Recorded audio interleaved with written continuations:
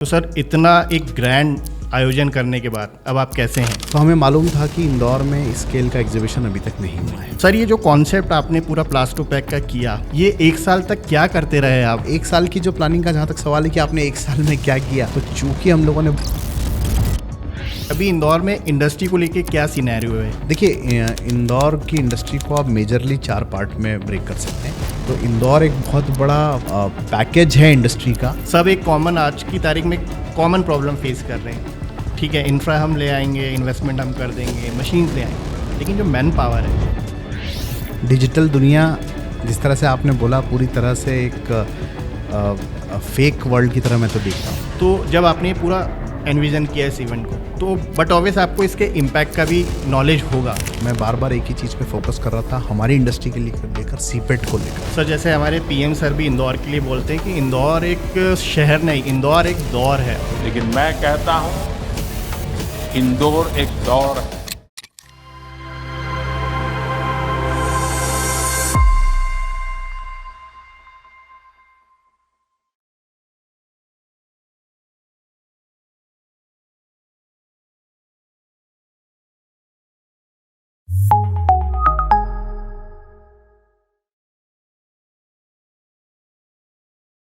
जब से हम लोगों ने इंदौर टॉक का ये डेडिकेटेड पॉडकास्ट शो शुरू किया है, कई सारे वाइड रेंज ऑफ टॉपिक हम लोगों ने कवर किए हैं और आने वाले टाइम में हम उनको और एक्सप्लोर करेंगे। हमने बात की रियल एस्टेट की, हमने बात की पुलिसिंग की, हमने बात की कल्चर की, हमने बात की एजुकेशन की। लेकिन अभी जो मेजर मैं सिनेरियो देख रहा हूँ वो इंडस्ट्री ड्रिवन भी है। इंदौर में कई सारी अपॉर्चुनिटीज़ हैं, कई सारी इंडस्ट्रीज़ काम कर रही हैं जिनके बारे में हमें बिल्कुल भी नॉलेज नहीं है। कम से कम डिजिटल कंटेंट की बात करें या हम लोग कंटेंट की बात करें तो वो अभी उतना एक्सप्लोर्ड नहीं है। रिसेंटली एक इवेंट में हमारा एसोसिएशन हुआ था और कई लोगों को पता भी होगा कि इंदौर में एक प्लास्टपैक एक्सपो करके एक अभी इवेंट ऑर्गेनाइज हुआ, जिसमें प्लास्टिक इंडस्ट्री से जुड़ी कई सारी इंडस्ट्रीज़ अंडर वन रूफ आई थी और वो टेक्नोलॉजी, वो सर्विसेज या वो प्रोडक्ट हम लोगों को देखने को मिले जो शायद किसी मेट्रो सिटीज़ में जाने पर ही मिलते थे। उस इवेंट के ऑर्गेनाइजर सचिन बंसल सर से मेरा काफ़ी इंटरेक्शन रहा, क्योंकि ऑलमोस्ट हम लोगों ने उस इवेंट को 6 मंथ कवर किया। अब ये जो पूरा एक 6 मंथ की जर्नी रही वो मेरे लिए काफ़ी इंसाइटफुल रही और मैं चाहता था कि ये जो सारी चीज़ें जो हम लोगों ने 6 महीने में देखी और सीखी वो आपके साथ भी शेयर की जाए। तो आज के इस पॉडकास्ट में मेरे साथ जुड़े हैं सचिन बंसल सर, जो कि प्रेसिडेंट हैं इंडियन प्लास्टपैक फोरम के। ये जो इवेंट ऑर्गेनाइज उन्होंने किया वो वाकई एक नेक्स्ट लेवल इवेंट था और हमें तो कई सारी ऐसी इन्फॉर्मेशन इंदौर की इंडस्ट्रीज़ के बारे में जानने को मिली जो शायद ये इवेंट ना होता तो हमें पता ही नहीं पड़ती। तो आज के इस पॉडकास्ट में हम लोग इंदौर से जुड़ी उन इंडस्ट्रीज़ की बात करने वाले हैं जो जिसके बारे में आमतौर पर आपको कंटेंट यूट्यूब या सोशल मीडिया पर देखने को नहीं मिलेगा। उससे आप समझ पाएंगे, उससे आप इंसाइट्स ले पाएंगे कि इंदौर केवल एक स्टार्टअप सिटी नहीं है, इंदौर केवल एक आईटी सिटी नहीं है, इंदौर केवल एक फूड सिटी नहीं है। इंदौर का आज जो लेवल इंडस्ट्रीज़ में है वो भी एक नेक्स्ट लेवल है। तो सर इतना एक ग्रैंड आयोजन करने के बाद अब आप कैसे हैं? बहुत खूब हैं, बहुत खुश हैं और सब आपके माध्यम से सभी को धन्यवाद देना चाहते हैं कि एक अच्छा आयोजन शहर को पूरी टीम प्लास्टपैक फोरम दे पाई, मध्य प्रदेश को पूरा एक नया आयोजन, नया कंसेप्ट दे पाई। और जो अभी तक हम डे 1 से बोल रहे हैं कि टियर 2 सिटीज़ में इसकी बहुत आवश्यकता है और रीजनेबली गुड क्राउड आया। एग्जिबिटर्स जो हम लोग सोच रहे थे उस तरह से खुश होके गए, ये बहुत अच्छी बात है। तो सर आज के इस पॉडकास्ट को करने का मेरा मोटिव जो है, क्योंकि मैंने बहुत क्लोजली उस इवेंट को देखा और शॉकिंग वो रहा कि उसके लिए आप 1 साल से तैयारी कर रहे थे और आज इंदौर जिस रनवे पे आ गया है और जो अब वो टेक ऑफ की बारी है, उस इवेंट ने उसमें वो चीज़ ऐड कर दी, एक फ्यूल कर दिया उसकी एनर्जी को। तो मेरा मन था कि मैं आपके साथ वो बैक स्टोरी डिस्कस करूं, क्योंकि होता क्या है ना, अभी हम अगर कंटेंट की बात करें तो इंदौर के पोहा, जलेबी, इन सब चीज़ों के बारे में बहुत चर्चा होती है, लेकिन इंदौर एक इंडस्ट्री सिटी है। इसको स्टार्टअप सिटी भी बोला जाता है, स्वच्छ सिटी भी बोला जाता है, आईटी सिटी भी बोला जाता है।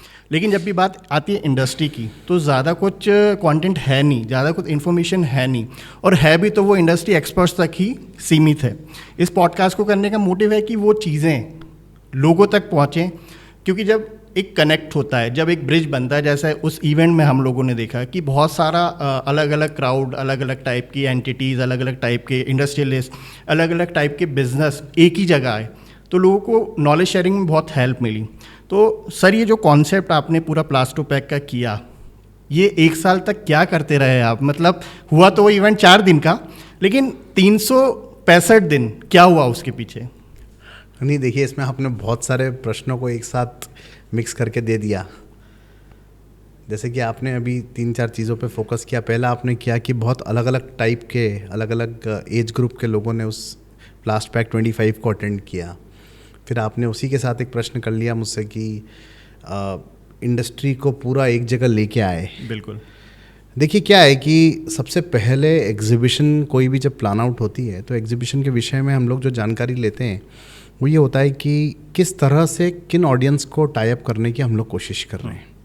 जब इंदौर में इस एग्जीबिशन को हम लोगों ने 2023 दिसंबर में प्लान किया तो हमें मालूम था कि इंदौर में इस स्केल का एग्जीबिशन अभी तक नहीं हुआ है, और स्केल का एग्जीबिशन करने के लिए ये बहुत ज़रूरी था कि ऑडियंस का जो टारगेट है वो इंडस्ट्री के इकोसिस्टम को बिलोंग करता हो। इंडस्ट्री के इकोसिस्टम से मतलब ये है कि जब आप प्लास्टिक की बात करेंगे, फॉर एग्जांपल एक इंजेक्शन मोल्डिंग मशीन की बात करेंगे, तो ज़रूरी नहीं कि सिर्फ इंजेक्शन मोल्डिंग मशीन में लगने वाले पार्ट्स से ही वो इंडस्ट्री जुड़ी हो। हमारे पास उस पूरे इकोसिस्टम में वो लोग भी आते हैं जो उस इंडस्ट्री तक अपना रॉ मटेरियल पहुंचाते हैं, चाहे वो ट्रांसपोर्टर्स हों। हमारे उस इकोसिस्टम में वो लोग भी आते हैं, चाहे बैंकर्स हों जो फंड्स की व्यवस्था करते हैं। उस पूरे इंडस्ट्री के इकोसिस्टम में वो लोग भी आते हैं जो रॉ मटेरियल को बाहर से शिप करके इंपोर्ट करके लाते हैं, चाहे वो इंपोर्टर्स हों, CHAs हों। तो हम लोगों ने ये चीज़ को बखूबी सफलतापूर्वक करने में हम लोग 1 साल की प्लानिंग में रहे कि हम लोगों ने पार्ट्स में उस इकोसिस्टम में लगने वाले सभी स्क्रू, बोल्ट, नट सभी को एक जगह इकट्ठा कर लिया। उसके साथ में जो हमारा पहले दिन से कंसेप्ट था कि ये भी क्लियर हो कि वहाँ पे जब इंडस्ट्री वाला साथ में आए तो वो अपने बच्चों को लेके आए, अपने परिवार के लोगों को लेके आए, कि उसका जो 2nd generation 3rd generation child है वो साथ में आके देखे कि एंटरप्रेन्योरशिप क्या होती है, क्या लेटेस्ट टेक्नोलॉजी है। तो जो टेक्नोलॉजी हमने वहाँ प्रेजेंट की वो उन बच्चों के काम आए। तो वो चीज़ हम लोग सक्सेसफुल रहे। और 1 साल की जो प्लानिंग का जहाँ तक सवाल है कि आपने 1 साल में क्या किया, तो चूँकि हम लोगों ने 12 रोड शोज़ किए अलग अलग सिटीज़ में जाके, एक रोड शोज़ का कंटेंट देखना कि पर्टिकुलरली ग्वालियर जा रहे हैं तो ग्वालियर में कौन सा बेल्ट का अपर हैंड है, इंजेक्शन मोल्डिंग है, ब्लो मोल्डिंग है, राफिया है, हमारी इंडस्ट्री से जुड़े हुए कौन से लोग हैं, उनका चार्टिंग है, वहाँ पे जो व्यवस्थाएं करनी है वो हैं, कौन सी टीम जाएगी, कौन सी टीम का कनेक्ट बेटर है। तो इन सब चीज़ों को करने के लिए आपको बहुत प्लानिंग चाहिए। वेन्यू है, वेन्यू कैसा दिखेगा, उस वेन्यू में आउटकम कैसा आएगा, जब आदमी पहली बार अंदर आएगा तो उसको क्या फील आएगा, कहाँ पे प्लास्टोपैक फोरम का लोगो आएगा, कहाँ पे मध्य प्रदेश शासन MPIDC हमारे साथ खड़ा है, वहाँ हर जगह हमें उन्हें दिखाना है। तो वो किस तरह का प्लानिंग था वो हम लोगों को बहुत क्लियर था, और वो आपकी मदद से, पूरी टीम की मदद से थॉट प्रोसेस पूरा होना है। सर आपने भी इंडस्ट्री की बात की, तो इंदौर को पर्टिकुलरली हम अगर डिजिटल दुनिया की बात करें तो इंडस्ट्री जैसा वहाँ कुछ दिखता नहीं, क्योंकि वो कंटेंट नहीं है, वो इन्फॉर्मेशन नहीं है। तो मैं थोड़ा सा ये मेरे लिए जानना चाहूँगा कि अभी इंदौर में इंडस्ट्री को लेके क्या सिनेरियो है, किस टाइप की इंडस्ट्री इंदौर में मेजरली ऑपरेट हो रही हैं, कौन कौन से वो इंडस्ट्रियल एरियाज़ हैं इंदौर में जहाँ पर इंडस्ट्रीज़ ऑपरेट होती हैं, कौन कौन से उसके स्टेक होल्डर्स हैं? देखिए इंदौर की इंडस्ट्री को आप मेजरली 4 पार्ट में ब्रेक कर सकते हैं। एक इंडस्ट्री वो हो गई है जो कॉन्सेंट्रेटेड मोर ओवर, जब लोकेशन की बात की जाए, जो पीथमपुर बेस है। एक हमसे जुड़ा हुआ पालदा औद्योगिक का पूरा क्षेत्र है जो आगे नेमावर तक जाता है। एक हम लोग देवास नाके से लेकर देवास इंडस्ट्रियल स्टेट तक ले सकते हैं, और एक सांवे रोड पे कंसंट्रेटेड है, वो आगे बर्दरी तक जाता है। जब आप इन 4 भागों में इंडस्ट्री को जोड़ते हैं तो आपको इंदौर का पूरा एक कैटलॉग मैप फॉर इंडस्ट्री दिखता है। इंदौर में अपर हैंड जब आप देखेंगे तो फार्मास्यूटिकल, उसके साथ में प्लास्टिक पैकेजिंग, उसके साथ में मेटलर्जिकल, उसके साथ में लोहे की जुड़ी हुई फैक्ट्रियाँ, उसके साथ में कॉरोगेशन, उसके साथ में आप अब जो नया इंडस्ट्री साथ में आ रहा है वो टेक्नोक्रेट्स करके जो इंडस्ट्री आप बोलेंगे, टेक्निकल टेक्नोलॉजी बेस्ड इंडस्ट्रीज़, फिर IT बेस्ड इंडस्ट्रीज़ हो गई हैं हमारे यहाँ बहुत सारी। फिर आप PVC और उनसे जुड़े हुए शूज़, ये वाली एक इंडस्ट्री बहुत है। पाइप इंडस्ट्री हमारे यहाँ बहुत है। उसके साथ में हमारे यहाँ ट्रांसपोर्टर्स का देवास नाके पे आप देखेंगे तो बहुत बड़ा हब है। क्योंकि अनाज पास में बहुत होता है, मध्य प्रदेश एक बहुत ही कृषि प्रधान प्रदेश रहा है, तो अनाज से जुड़ी हुई अनाज मंडी और उससे जुड़े हुए पैकेजिंग के बहुत सारे व्यवसाय हैं। आप जब ये देखेंगे कि किस तरह से इंडस्ट्री में कहीं ना कहीं लेथ का काम बहुत होता है, तो छोटी छोटी इंजेक्शन मोल्डिंग्स के साथ में लेथ वाले बहुत लोग जुड़े हुए हैं। रिवर्स कैलकुलेशन में जब आप जाएंगे तो ट्रांसपोर्टर्स अलग अलग तरह के बहुत हैं। तो it is a consortium of industries basically. जब आप पहले 70s के पहले देखेंगे तो कपड़ा मिलों का बहुत अपर हैंड था हमारे यहाँ, पर अब वो कपड़े का काम कम हो गया है हमारे यहाँ। थोड़ा सा फाइबर्स का काम अभी हमारे यहाँ पीतमपुर में होता है। कुछ टायर इंडस्ट्रीज़ हमारे यहाँ आई हैं फार्मास्यूटिकल के साथ साथ, तो टायर इंडस्ट्रीज़, रबर इंडस्ट्रीज़ हमारे यहाँ हो गई है। तो इंडस्ट्री का बहुत बड़ा कंसोर्टियम मध्य प्रदेश का इंदौर में है। और जहाँ तक हमारी इंडस्ट्री की बात है, प्लास्टिक इंडस्ट्री की, तो FIBC में we are the largest exporters. 40% of the FIBC जिसको बोलते हैं बल्क बैग्स, वो एक्सपोर्ट पूरी कंट्री से जो होता है इसका 40% पीतमपुर से होता है। और जब आप इस बड़े वॉल्यूम पे एक्सपोर्ट पे जाते हैं तो आपको बहुत सारी एंसिलरीज लगती है उन इंडस्ट्रीज़ के पीछे, चाहे वो हर तरह की इंडस्ट्री जुड़ी हुई होना चाहिए। तो इंदौर एक बहुत बड़ा पैकेज है इंडस्ट्री का। और जिस तरह से हमारे आदरणीय मुख्यमंत्री जी डॉक्टर मोहन यादव जी ने रीजनल समिट्स करके छोटी छोटी जगहों को इग्नाइट कर दिया है। जैसे आज ही हम लोग बात कर रहे हैं तो आज एक शेडोल में रीजनल समिट हो रही है, कुछ समय पहले सागर में हुई थी, उसके बाद जबलपुर में हुई, उसके बाद ग्वालियर में हुई। तो जब आप छोटे छोटे पॉकेट्स को इग्नाइट कर रहे हैं तो वहाँ का उद्योगपति, वहाँ का व्यापारी भी बाहर आकर कुछ करने की दिमाग लगाता है। उसको बैंक्स का सपोर्ट मिलता है, उसको सरकार का सपोर्ट मिलता है। तो अब आप देखेंगे कि मध्य प्रदेश इस फ्लो में जो, क्योंकि इस साल इंडस्ट्री का हम लोगों ने ईयर प्रूफ किया है कि दिस इज़ औद्योगिक 2025 ईयर, मध्य प्रदेश का स्लोगन है। और हमारे यहाँ फरवरी में 23-24 तारीख को इंडस्ट्री समिट भी है भोपाल में। तो मुझे लगता है कि अब बहुत ही अच्छा समय है, अगले 5 साल इंडस्ट्रीज़ के लिए स्वर्णिम समय रहेंगे यहाँ के। सर, ये जो आपने पूरा एक पिक्चर बताया इंडस्ट्री का, इससे मैं भी अननोन था, क्योंकि हम लोग क्या देखते हैं कि मेन स्ट्रीम अगर मीडिया की बात कहें तो वहाँ पर जब कुछ चीज़ें होती है तभी कवर होती है, एक वाइडर पिक्चर कभी भी हम लोगों को देखने को नहीं मिलती। अभी सर जो एक एरा चल रहा है वो चल रहा है स्टार्टअप का एरा, और जब आप बात आती है इंडस्ट्रीज़ की तो उससे एक थोड़ा सा ट्रेडिशन जुड़ा होता है कि यार इंडस्ट्रीज़ को बिल्ड करने में सालों लगते हैं, पीढ़ियाँ लगती हैं। और जब वेरे स्टार्टअप की बात आती है तो एक फाउंडर अकेला उसको बना देता है। अब चूँकि आप एक उस जनरेशन से हैं जहाँ पे ये शुरुआत हुई होगी, लेकिन आप इस जनरेशन में भी हैं जहाँ पर अब ये चीज़ें हो रही हैं। तो इंडस्ट्री वैसे स्टार्टअप को आप कैसे एनविजन करते हैं, कैसे देखते हैं कि ये कितना टफ है या कितना ईजी है? जो अभी आपने बात बोली स्टार्टअप्स की या पुरानी पीढ़ी की इंडस्ट्री चली आ रही है, उनमें जब आप देखेंगे तो हमारे पिताजी के समय या उनके पिताजी के समय जब बेटा अपने पिताजी की या बेटी अपनी इंडस्ट्री पे आके बैठती थी तो जो कन्वेंशनल इंडस्ट्री चल रही थी उसी को वो आगे बढ़ाते थे। उन्होंने उसमें कभी एंसिलरीज को नहीं जोड़ के देखा। पर लास्ट 10-15 साल में भारत में ये रिवॉल्यूशन आया है कि टेक्नोलॉजी का यूज़ करके, नॉलेज गैदरिंग का यूज़ करके, एजुकेशन का यूज़ करके इंडस्ट्री के आने वाले अब नए बच्चे, नए एंटरप्रेन्योर्स एंसिलरीज के विषय में जा रहे हैं। फॉर एग्जांपल एक इंडस्ट्री में कोरोगेशन का यूज़ हो रहा है, उस इंडस्ट्री में पैकेजिंग होती है, वहाँ कोरोगेशन लगता है। अब चूँकि उसकी इंडस्ट्री सक्सेसफुल है, उनके फादर की इंडस्ट्री सक्सेसफुल है, तो बेटा आने के बाद अब सोचता है रिवर्स मैकेनिज्म में जाके मैं कोरोगेशन का प्लांट डालूँ। ओके, क्योंकि मेरे यहाँ कोरोगेशन पैकिंग में लग रहा है। तो कुछ ऑर्डर्स तो मेरे यहाँ के जो है मैं सरप्लस करूँगा ही, प्लस मेरी इंडस्ट्री से जुड़े हुए जो लोग हैं मैं उनको भी कैडर करूँगा। तो ये जो चीज़ आई है रिवर्स, इसको आप देखेंगे तो ये इसलिए आई है कि अब एजुकेशन है, टेक्नोलॉजी है और नो हाउ आ गया है। ओके, मैं ये जानना चाहूँगा कि आपकी ऐसे कैसे शुरुआत हुई कि it is your family business या you are a first generation industrialist? नहीं, it is my family business. Okay. My father started this recycling business in 1978। Okay, और पोलो ग्राउंड में हमारा यूनिट था जहाँ रिसाइकलिंग का दाना बनता था, वेस्ट को लाके दाना बनाया जाता था। Okay. और मैंने 2002 में जब इस इंडस्ट्री को ज्वाइन किया तो मैंने भी 2010 से रिवर्स कैलकुलेशन किया है। Okay. हम लोग वेस्ट पे चले गए और वेस्ट को लेकर क्या हो सकता है, क्योंकि हमारे यहाँ तो सेकंड प्रोडक्ट बनता था उसका बाय प्रोडक्ट पॉलीमर, पर हम लोगों ने उसके साथ क्या हो सकता है, क्या अपॉर्चुनिटीज़ उसके साथ हैं, किस तरह से वेस्ट का मैनेजमेंट हो सकता है, और उसके एक स्टेप आगे भी गए हम कि फिनिश्ड रॉ मटेरियल वर्जिन का कहाँ से मिल सकता है। तो वो दोनों पे हमने काम किया। और मेरे पास बहुत सारे युवा आते हैं, मैं कॉलेजेस में जाके भी लेक्चर्स देता हूँ, तो मैं हमेशा ये बोलता हूँ कि अब फिक्स डोमेन को छोड़ना पड़ेगा, कन्वेंशनल सिस्टम को छोड़ना पड़ेगा, क्योंकि डेटा का मूवमेंट जो है वो अब होमोजेनस नहीं होते हुए हेट्रोजेनस है, बहुत ही फास्ट है। Data is very fast moving. क्योंकि कोई इवेंट पेरिस में हो रहा है, वो पहले हमारे पास नेक्स्ट दिन इंटरनेशनल न्यूज़पेपर्स के थ्रू या मीडिया के थ्रू आता था, पर अब कोई इवेंट पेरिस में हो रहा है तो अगले 3 मिनट बाद ही व्हाट्सएप के जरिए से आपके पास है।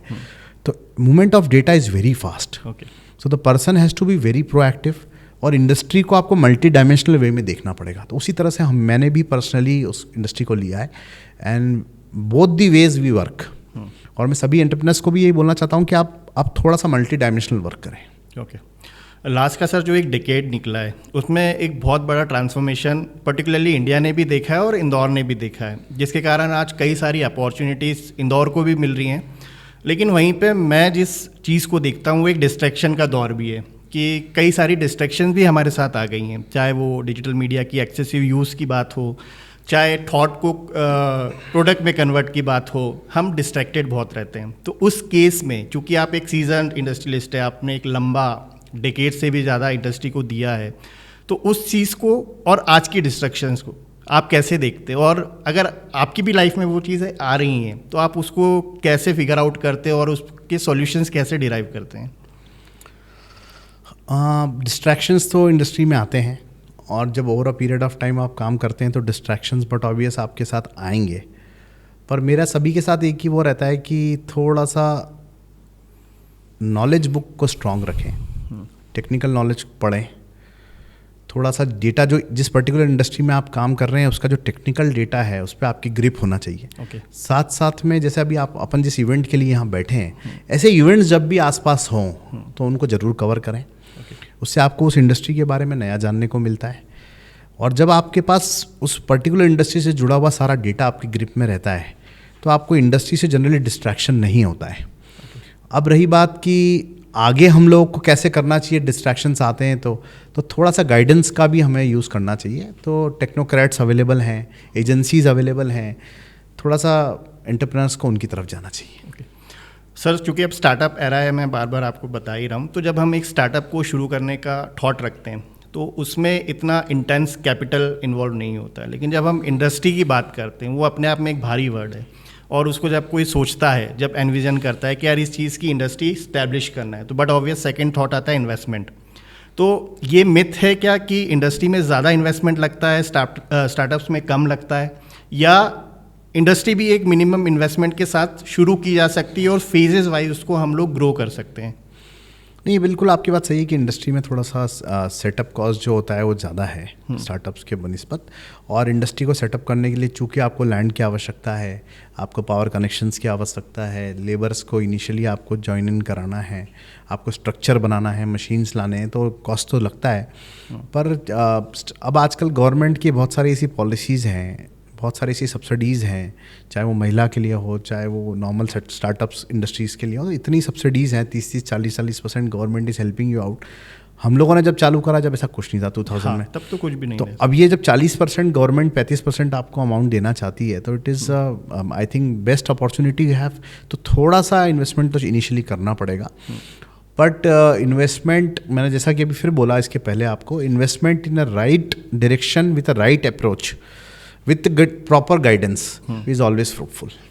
अच्छा सर, आज कोई अगर स्टार्ट करता है कि उसे in future in another 10 decade एक इंडस्ट्रियलिस्ट बनना है, तो क्या वो उसके लिए स्टार्ट पॉइंट होना चाहिए? क्या वो मेंटरशिप उसको कहाँ से मिलेगी?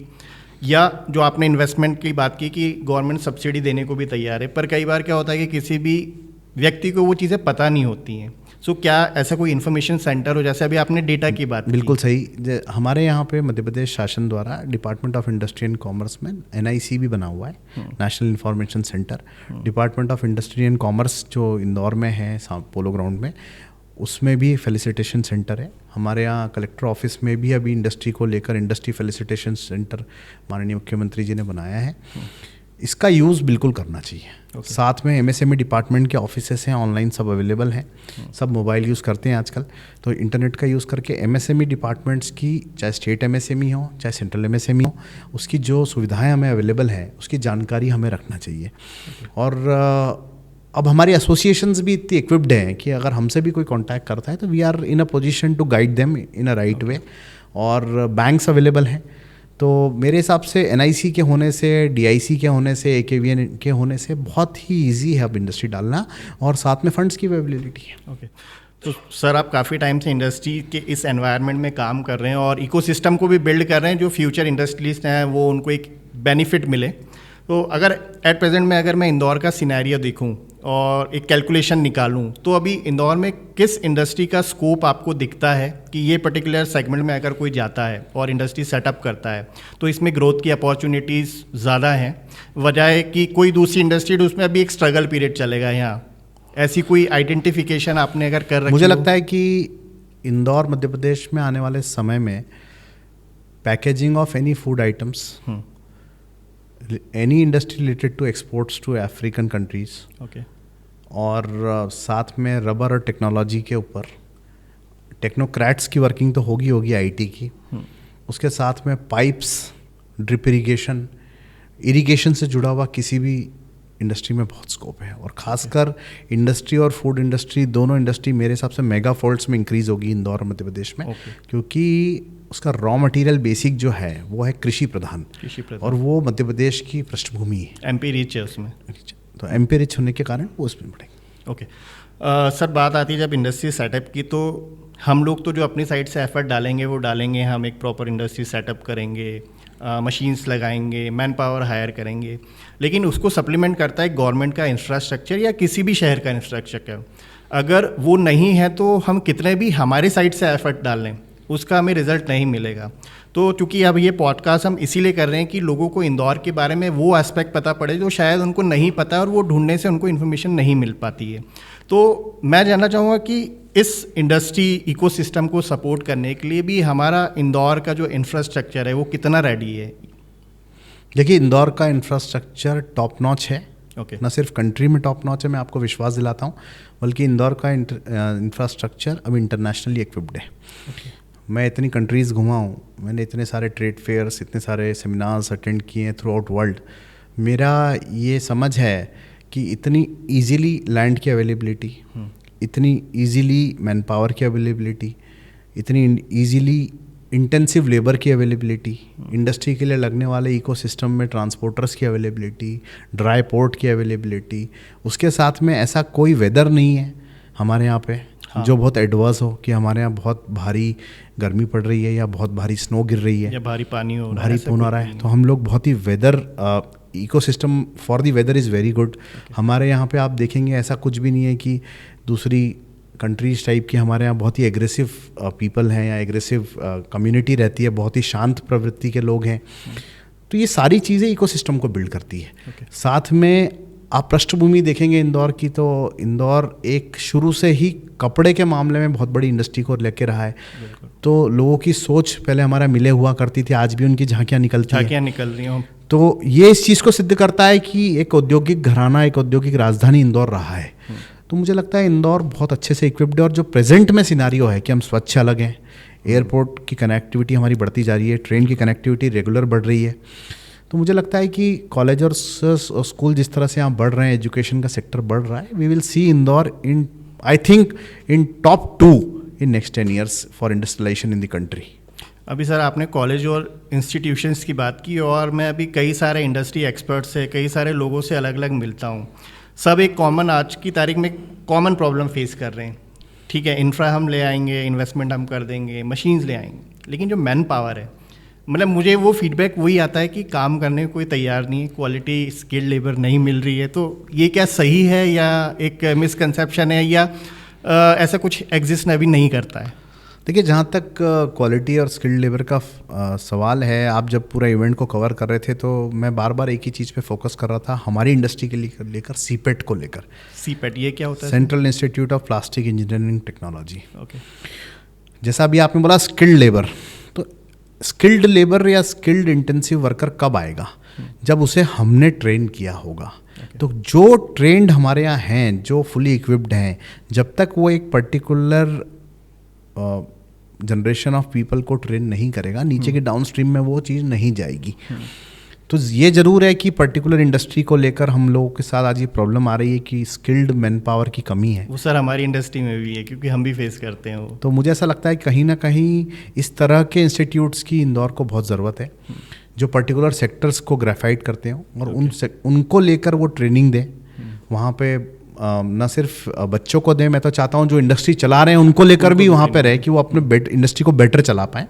तो ऐसे बहुत सारे इंस्टीट्यूट्स हैं देश भर में, वो यहाँ पे आना चाहिए। ओके सर, ट्रेनिंग की बात हुई तो अब मैं जो समझता हूँ, अब वो जो एरा आने वाला है, एक तो आपने बताया कि वो टेक्नोलॉजी का एरा है, और हम जो देख रहे हैं कि जो जनरेशन जा भी रही है उसके पास वो एक्सपीरियंस का एरा था कि वहाँ पर एक्सपीरियंस ड्रिवन काम ज़्यादा होते थे।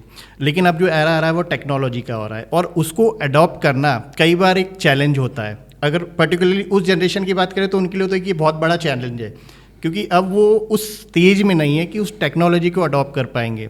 तो जब इंडस्ट्री चल रही है, तो मैंने जैसे बताया कि इंडस्ट्री सालों साल चल रही है और वो जनरेशनल होती है, लेकिन उसमें वो ट्रांसफॉर्मेशन लाना टेक्नोलॉजी का, वो कितना टफ होता है या आपके लिए कितना ईजी रहा वो? देखिए, समय समय पे ये हिकअप्स आते हैं कि टेक्नोलॉजी अपने आप को पूरा चेंज कर लेती है। पहले हमारी लाइन में आप देखेंगे तो capacity of a machine throwing the number of pieces in injection moulding और throwing per KG capacity of a polymer machine was very low. But with the technology upgradation it has come to maximum extent. तो उस समय आपको upgrade तो अपने आप को करना पड़ेगा। If you have to go with the industry then it is compulsion for you to go with the trend. अगर आप अपने आप को अपग्रेड नहीं करेंगे तो आप साइड लाइन हो जाएंगे। सो टेक्नोलॉजी के साथ अपग्रेड होना बहुत ही बड़ी नेसेसिटी है। और मुझे ऐसा लगता है कि अब जैसा मैंने बोला कि हमें डेटा के साथ हमेशा अपडेट रहना है। तो when you are updated with data you will equally be updated with your technology. Okay, so एक ये लर्निंग प्रोसेस जो समय समय पे हर उस इंडस्ट्रीज को करना चाहिए, और जो भी इस इंडस्ट्री में आने चाह रहे हैं उसको मेंटरशिप लेनी चाहिए पहले। सर, इंदौर एक अनादर फेज पे है, जैसे मैंने अभी बताया, और 28 में सिंहस्थ भी होने वाला है, और उसमें काफ़ी सारा कुछ इंडस्ट्रीज़ का भी इन्वॉल्वमेंट होगा, क्योंकि इंदौर में वो पॉपुलेशन आने वाली है या वो लोग आने वाले हैं जो पर्टिकुलरली 1.5 महीने में कंज्यूम होंगी चीज़ें। उसको लेके इंडस्ट्रीज़ कैसे प्रिपेयर्डनेस है और क्या वो तैयारियां हैं, क्योंकि हर सेक्टर की, जैसे मैंने उस एग्जीबिशन में देखा, डिफरेंट स्टेक होल्डर थे, अलग अलग टाइप की इंडस्ट्रीज़ थी। इवन मैंने जो एक अच्छी चीज़ नोटिस की वो थी जॉब फेयर। हम लोग कई सारे इवेंट्स कवर करते हैं, कई सारे एग्जीबिशंस भी करते हैं, लेकिन जॉब फेयर आपका वो बेस्ट पार्ट था। तो पहले तो उसके पहले ये बताइए कि आपकी जॉब फेयर क्यों एक एग्जीबिशन में आपने डाल दिया? देखिए, जॉब फेयर डालने का कंसेप्ट ये है कि सिर्फ ये मैसेज इंडस्ट्री को, ये मैसेज सब बाहर हमारी एसोसिएशन के माध्यम से ना जाए कि एक एग्जीबिशन लगा के सिर्फ स्टॉल्स पे बनने वाली चीज़ें या उन मशीन्स को डिस्प्ले करके एसोसिएशन ने अपनी जिम्मेदारी को पूरा किया है। एक कोई फोरम एसोसिएशन का मुख्य जो स्वरूप होता है वो ये होता है कि वो overall development of the industry करे। तो प्लास्टिक पैकेजिंग और प्रिंटिंग इंडस्ट्री जो है उसमें काफ़ी अपॉर्चुनिटीज़ युवाओं के लिए हैं। अब उस इंडस्ट्री से कनेक्ट करने की जिम्मेदारी इस एसोसिएशन की है। हम CSR एक्टिविटीज़ के थ्रू 2010 से काम कर रहे हैं, शासन के साथ काम कर रहे हैं। हमने ये प्रण लिया है कि हम कम से कम 2000 बच्चों को इस 2 सालों के अंदर हमारी इंडस्ट्री में एब्जॉर्ब करेंगे, उन्हें जॉब देंगे। कॉलेज से डायरेक्ट हम लोगों ने 1-to-1 कनेक्ट किया है, और जॉब फेयर करने के पीछे भी यही कारण था कि we want the best person to be properly placed where he belongs to. Okay, और वो शायद वो जो गैप है, वो जो हम लोगों ने बात की कि जो इंस्टीट्यूट और फाइनल फैक्ट्री तक की जो गैप है, आप उसको ब्रिज कर रहे हैं। सर, किसी भी एक आयोजन को करने के लिए, चाहे वो छोटा हो या बड़ा हो, एक इंटेंस टीम लगती है जिसके सपोर्ट से और जिसके डेडिकेशन से ही उस आयोजन को, उस इवेंट को सक्सेसफुल किया जाता है। तो आपको तो फ्रंट लीडर में हम लोगों ने देखा ही है, कितने लोगों की टीम इन्वॉल्व थी इस पूरे प्लास्टो पैक को करने में लिए? देखिए, कुछ महत्वपूर्ण 10-12 नाम हैं जो मैं आपके माध्यम से लेना चाहता हूं, जिन लोगों ने day and night out and out ramp किया। एक तो होती है आपकी बैक ऑफिस की टीम, एक होती है आपकी फ्रंट ऑफिस की टीम। तो हमारे साथ एक पूरी बैक ऑफिस की टीम लगी थी। हमारे बैक ऑफिस पे कुछ न्यू कमर्स थे जिन लोगों ने हमें मार्च 2024 में ज्वाइन किया। जब इस प्लेटफॉर्म को हमने लगाया तो we had a couple of 4 people, उन्होंने काम चालू किया हम लोगों के साथ। तो उसमें एक अमन, पवन, निष्ठा जी, एक संदीप और एक राजेश, ऐसे कुछ लोग थे, एक मिस्टर राम थे। उन लोगों ने बहुत मेहनत की। फिर हमारी फ्रंट टीम थी, हमारे वाइस प्रेसिडेंट सारे, जाहिद, संजीव सचदेवा, हमारे ऑनरी सेक्रेटरी अंकित भारूका, हमारे जो इस प्रोग्राम के चेयरमैन थे मिस्टर हितेश मेहता, फिर हमारे दो तीन सीनियर्स हैं, उन लोगों की टीम ने काफ़ी मेहनत हमारे साथ की। और उसके बाद दूसरी एसोसिएशंस ने भी हमें बहुत मदद की, जैसे रिसाइकलिंग एसोसिएशन है मध्य प्रदेश की, उन्होंने, रुचिल दोषी एंड टीम ने पूरी मदद की। फिर हमारे यहाँ कुछ सीनियर्स हैं, प्रमोद सोमानी हैं, प्रेम नागौरी हैं, हमारे यहाँ योगेश मेहता हैं, इन लोगों ने, पूरी टीम ने हमें किया। उसके साथ साथ एक और अच्छी चीज़ मैं बताना चाहता हूँ आपको कि हमें इसके साथ साथ एक सपोर्ट मिला युवाओं का। हमारी इंडस्ट्री में कुछ एक युवाओं की टीम है जो बिलोंग करती है 25 से 35 की एज ग्रुप में। उन्होंने एंथुजियास्टिक होकर हमारे साथ बहुत काम किया। पर बोचानी, सागर राठी, अभिषेक कासट, हिरेन सोनी, ये लोगों ने ज़बरदस्त काम किया हमारे साथ। और साथ साथ में शासन का पूरा सपोर्ट मिला। मतलब आप जान के आश्चर्य रहेंगे कि हमसे ज़्यादा प्रोएक्टिव उस जगह को इक्वली कंफर्टेबल फॉर एवरीवन बनाने के लिए शासन ने बहुत काम किया। गवर्नमेंट ने बहुत सपोर्ट किया हमें, जिला प्रशासन ने बहुत सपोर्ट किया, नगर निगम ने बहुत सपोर्ट किया, MPIDC ने किया। ट्रैफिक की कोई व्यवस्था नहीं हुई तो हमें पूरा ट्रैफिक डिपार्टमेंट का सपोर्ट मिला। ये बड़ा बहुत ही सुखद पल है। इसलिए तो मैंने आपको बोला जो इकोसिस्टम मध्य प्रदेश में जो इंदौर में है वो अभी कहीं नहीं है। सर, एक डेडिकेटेड टीम काम करती है तो ये सक्सेस तो होना ही होती है। और वो हम लोगों ने 4 दिन वहाँ पर लगातार रह के देखा। ये जो सर इवेंट हुआ है, इसका इम्पैक्ट भले ही लोगों को आज समझ नहीं आएगा, 5 साल बाद समझ में आएगा, 2 साल बाद समझ में आएगा। तो जब आपने पूरा एनविजन किया इस इवेंट को, तो बट ऑब्वियस आपको इसके इम्पैक्ट का भी नॉलेज होगा। तो क्या वो इम्पैक्ट इस पूरे इकोसिस्टम में, इस इंडस्ट्री इकोसिस्टम में इंदौर में आने वाला है इस प्लास्टोपैक के कारण? देखिए, मैं एक लाइन, पंच लाइन में आपको बता देता हूँ क्या इस एग्जीबिशन का इम्पैक्ट आएगा। इस एग्जीबिशन का इम्पैक्ट ये आएगा कि अगले 5 सालों में आप देखोगे मध्य प्रदेश से एक्सपोर्ट बढ़ेगा। आप इमीडिएट देख सकते हैं, मध्य प्रदेश से एक्सपोर्ट बढ़ेगा। हमारे यहाँ इंडस्ट्री में लगने वाले बहुत सारे एंसिलरी प्रोडक्ट्स जो आसपास के प्रदेशों से आते हैं वो सब बंद हो जाएंगे अगले 5 साल में। और कम से कम मैं मानता हूँ 200 से 250 नई इंडस्ट्रीज सेटअप हो जाएंगी। तो it would be a great achievement sir, क्योंकि पर्टिकुलरली अगर मैं पिछले 10 साल की बोलूँ, जब से हम लोग इंदौर टॉक ऑपरेट कर रहे हैं और देख रहे हैं इवेंट्स को, तो ऐसा बोलेंगे ना, एक टेक्निकल इवेंट, ये बेसिकली एक टेक्निकल इवेंट था, हम लोगों ने देखा नहीं था। अब चूंकि ये हुआ है तो हम लोग भी ग्लैड हुए कि यार ऐसा कोई इवेंट अब इंदौर में आ रहा है। ये पर्टिकुलरली मुंबई में होते थे, दिल्ली में होते थे ज़्यादातर, क्योंकि हम लोग ने अटेंड किए हैं, लेकिन अब इंदौर आया है तो बट ऑब्वियसली एक इम्पैक्ट लेके आएगा इसमें। ये वाले राउंड को सर अब पॉडकास्ट के हम थोड़ा सा वाइंड अप करते हैं, और एक जो फाइनल राउंड है, क्योंकि आपको भी जाना है मुझे पता है, तो ये मोरओवर थोड़ा सा मेरे लिए एक पर्सनल राउंड है, क्योंकि हम लोग भी एक इंडस्ट्री बिल्ड करने में लगे हैं। और जब कोई एक इंडस्ट्री बनाना होती है तो स्ट्रगल्स बहुत सारी हैं, पेन्स बहुत सारे हैं, तो एक वो मेंटरशिप की ज़रूरत पड़ती है। और ये मैं हर पॉडकास्ट पे जो भी हमारे गेस्ट होते हैं उनसे पर्सनली लेता हूँ, क्योंकि मैं ये मानता हूँ रियल एग्जाम्पल को फॉलो करना बड़ा ईजी होता है, बजाय हमको किसी के बारे में पढ़ा हो या वीडियो देखा हो, क्योंकि हमने देखा ही नहीं उन्हें लाइव काम करते हुए।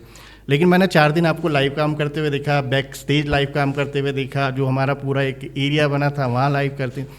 तो मैं अगर आपसे बोलूँ कि मुझे अगले 10 सालों में इंदौर में एक कंटेंट इंडस्ट्री डेवलप करना है, तो मेरे लिए क्या वो मंत्र सचिन सर के होंगे, क्योंकि सचिन अगर क्रिकेट की बात करें तो वहाँ पर भी वो गॉड ऑफ क्रिकेट है। और अगर मैं पर्टिकुलरली अभी जितना इंडस्ट्री को जान रहा हूँ तो मैं तो आपको ही जानता हूँ, तो आपके लाइफ के वो क्या लेसन्स, क्या वो मंत्र होंगे जो पूरी टीम इंदौर टॉक इनकॉर्पोरेट करे, और एक कंटेंट इंडस्ट्री के लिए जो हम मूव कर रहे हैं इंदौर में, हमारा एक सपना है इंदौर को वैसा बनाना, वो कैसे हम अचीव करें? देखिए, मैं आपके प्रश्न के पहले ही आपको कॉन्ग्रेचुलेट कर देता हूँ कि ये आपका बहुत ही अच्छा सोच है कि हम कैसे अपने आप को अपडेट करें, नेक्स्ट 10 ईयर्स में किस तरह से हम अपडेट हों।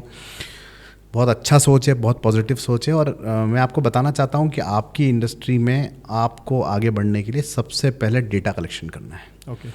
हमें ये पता करना है कि अभी top 5 data collection, podcast manufacturing कहाँ पे हो रही है, उन लोगों के पास क्या इक्विपमेंट्स हैं, वो लोग किस तरह से लोगों से जेनरिक होकर बात करते हैं, वो कैसे डेटा बनाते हैं, उनकी फ्रीक्वेंसी क्या है, वो कौन से इंटरनेशनल इवेंट्स कवर करते हैं, कौन से नेशनल इवेंट्स कवर करते हैं।